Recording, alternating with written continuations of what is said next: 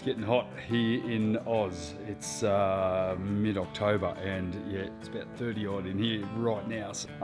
But down in there, that engine bay is now fully sanded out. Sanded with 3 layers of sandpaper. I started with about an 80 grit, went to a 240 and a 360, so that is pretty as much as smooth as you'd ever ask for.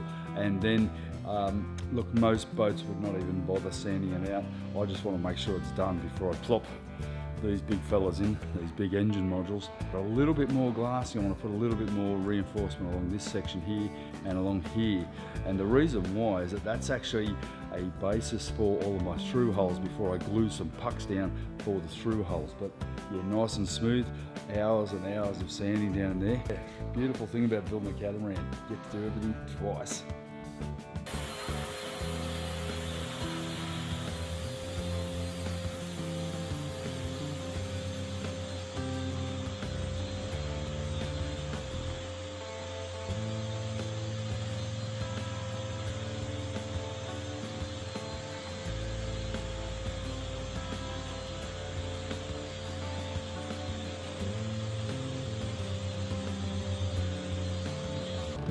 Okay, we're getting to the point where we're going to put these modules in place here, and how many times people have said, why would you bother, why don't you just fiberglass and gel coat this particular engine room out, and then you don't have to worry about those modules as you won't be able to mount them correctly. What I've decided to do is make some foam panels to act as blocking in between the hull side and the actual module itself, and they'll be mounted along here, here and here, and then I can epoxy them. They'll be epoxied to the outside of the hull, and then they'll be epoxied to the actual module itself, thereby creating a gap which any condensation that may build up there, any sweating or anything, will just drain straight down into the bilge. I'm trying to avoid anything that's going to catch moisture, very important, and even more importantly, I'm going to physically seal the top of the foam and the sides with epoxy so that that won't absorb and therefore delaminate. The other idea of this, by having these blocks in between the hull side and the boat, is it's going to stop any chance of vibration when the motors are running of the modules actually touching the hull side and hitting the thing as well. So the whole thing will be glued in place in a number of areas, particularly on the sides here, and pretty much I've sanded this out. It's ready to whack these modules in. I've got a few more things to do, such as the through hole mounts and these mounts and a couple of foam blocking at the end, and I'm ready to put them in. So it's going to be a good finish to this part of the project, get them in place, put in the mounts for the demolding. I can start working on this rear bulkhead here and get these parts complete. All that dry fitting of the engines a couple of weeks ago with Janet and Mike and John, putting them in, putting them out, might have seemed like a hell of a lot of effort just to get an exit point of the shaft log, but so important that I got that. Because once the module's in place, I would not be able to determine that through the actual module and then get an accurate line. So by putting it in before I actually put these modules in, I'm getting a really clear and definite exit point to the boat, which is right here. What I'm going to do though, before I put this module in, I'm going to drill a hole through the hull and through the actual mould, so that when it comes time to demold and everything, I can basically just start from the outside with a hole saw and go straight through and form that hole for my shaft tube, which is actually a fiberglass tube. It's around about 50 mil in diameter. It'll be then fiberglass to the back, or laminated to the back of the boat, laminated to this area here through the access hatch in the module, and also then forming the deadwood of the boat, then glass to the module itself. So through that bulkhead that I've actually put on the back of the module. So there's a lot of places. It's actually got almost 4 points of contact holding the thing in place for the shaft and the cutlass bearing to then be placed through. But for now, I'm going to drill a hole through my boat. This is the first hole, and in fact I'm going to drill through the mould as well, so that next boat, who knows, we might do another boat, we're going to know exactly where it is. It's no problem drilling into a mould. Essentially just drilling a tiny little hole through the mould is perfectly acceptable. It can always be covered over with a piece of insulation tape or something before you laminate over it again, so, or gel coat up on it again. So, and remembering that all of this part here below this chine here is covered in black anti-foul anyway, so I'm not really worried about the cosmetics. But yep, here we go. Let's drill a hole through the cat. I'm freaking out here. This is the first hole. I hate it'll be the first of many.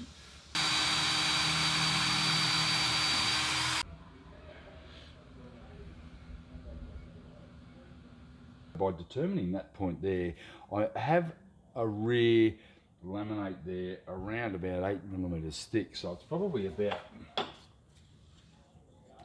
this thick in solid glass right there. I'm not convinced it's enough, although the original plans years ago when they made this boat out of wood called for a bulkhead that actually intersected down in there. I'm actually not going to do that. I believe that that is probably thick enough, but what I'm then going to do is I've made up this wedge, which is actually 2 layers of 600 double bias with 300 CSM in between it on each side of 30mm foam.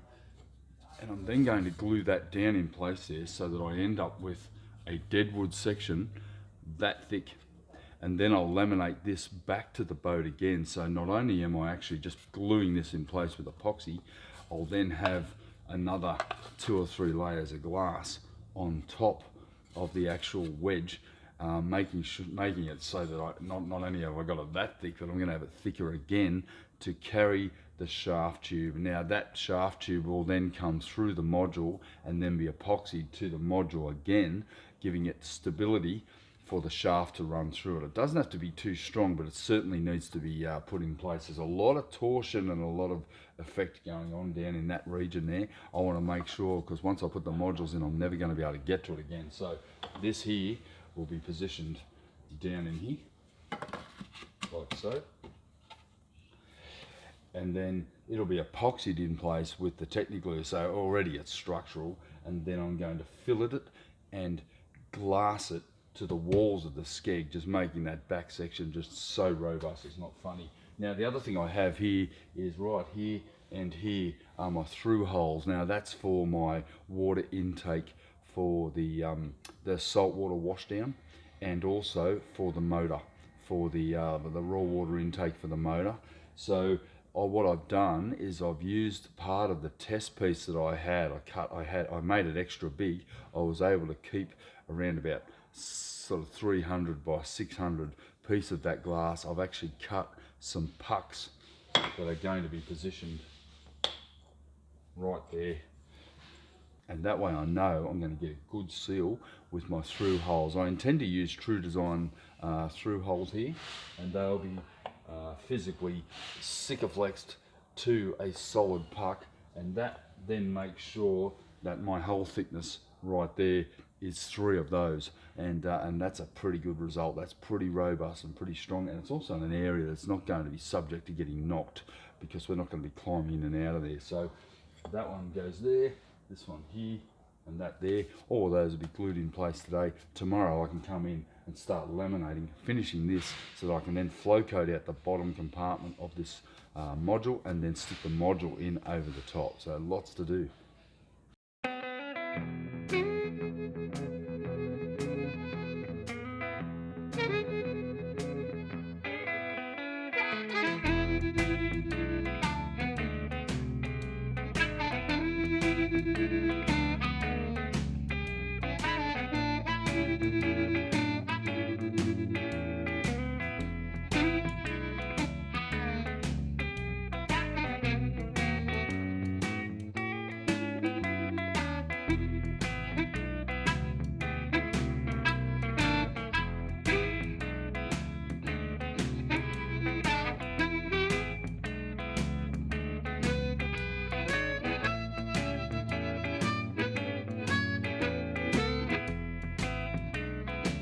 After several months of planning, engines in, engines out, modules in and out, 10, 20 times each, just insane amounts of lifting and work. And John must be just about over coming over here to visit, because every time he comes over we have to put a module in, lift it out again. Right now I'm just going to prepare this, and I'm going to flow coat it. Now I'm not going to flow coat the whole thing.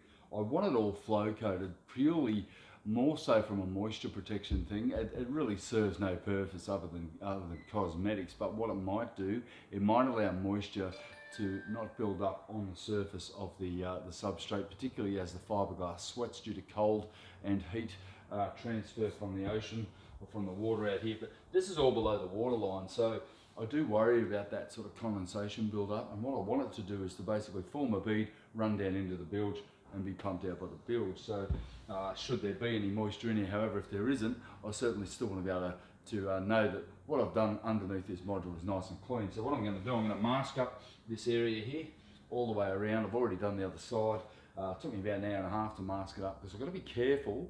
I must make sure that I don't flow coat where I intend to epoxy the module to it. So there's going to be areas here that aren't going to be flow coated, and they will in turn have this, the Techniglue to glue the module to the physical boat itself, as well as along these blocks around the engine bearers and up into the bulkhead here where this black line is here behind me. So there's plenty to do here. I'm only going to do up to the first bulkhead of the module, because behind that I intend to tab the back of the bulkhead that's actually integrated into the module and the back of the boat as well. So lots to do. I'm going to do a little bit of masking now and get it all straight.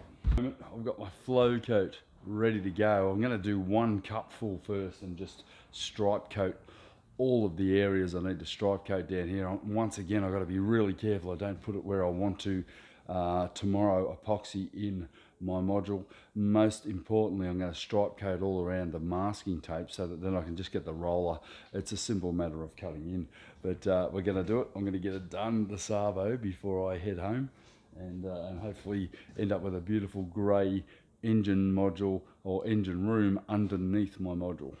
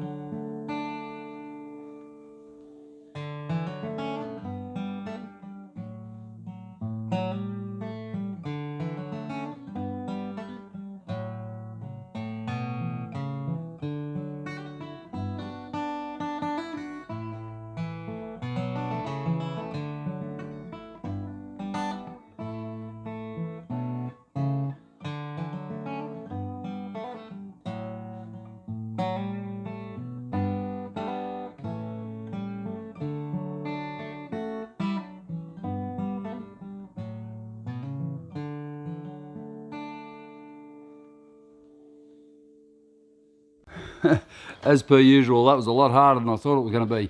The issue I've got is I'm trying not to tread where I've already flow coated. There's a little bit of scatter there, but I'll get that, I'll sand that out tomorrow. But yeah, that's now done. Now the hard part is going to be removing the masking tape. That's always the sort of the enjoyable part and the stressful part, because you want to try and get as clean a lines as possible. Remembering all of this is hidden under the module, so I really don't have to worry about it. I've done a pretty reasonable job there. Definitely waterproofed my bilge there. That's the key, is having that bilge waterproof so that no water can ever get into that substrate. I know gel coat's porous, but with that wax coating on the flow coat, you end up with a semi-waterproof sort of substrate there. That means that any water that might flow in here will actually drain straight down through that limber hole, under the fuel tank, under the sewer tank, right down to the central bilge.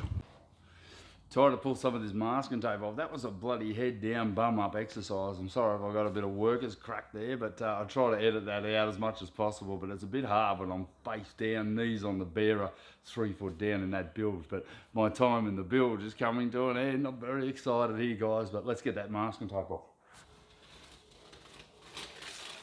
Okay.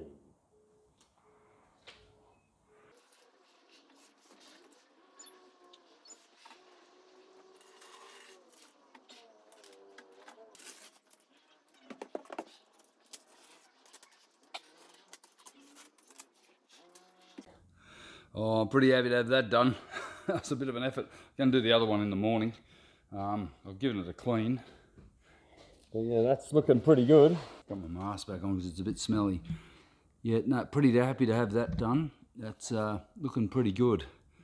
And essentially all the areas I need to glue, which will be along here, along these edges here, down that black line, back up, all the way around, and under these pucks here, are all free to glue. I still have to put 2 layers of 600 double bias along here, and I need to then run a big bead of epoxy all the way along the chine here for the edge of the module to lock down. But mate, that is fantastic.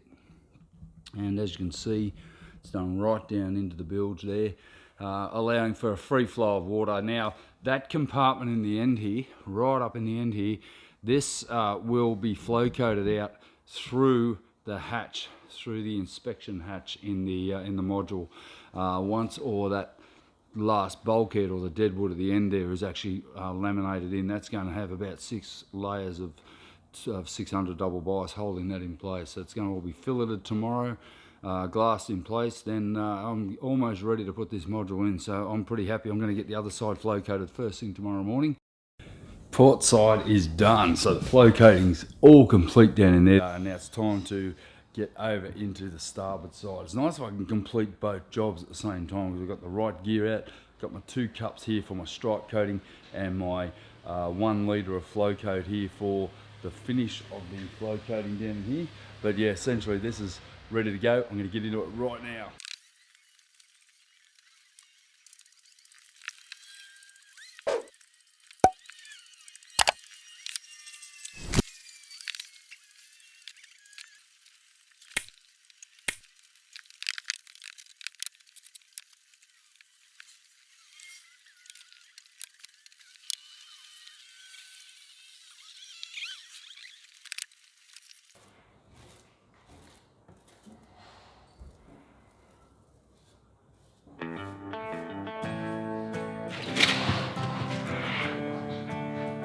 Oh, that was exhausting. It's that being down the hole, head first down, bum up in the air. Bloody hard work. But anyway, let's get this masking tape off and leave it.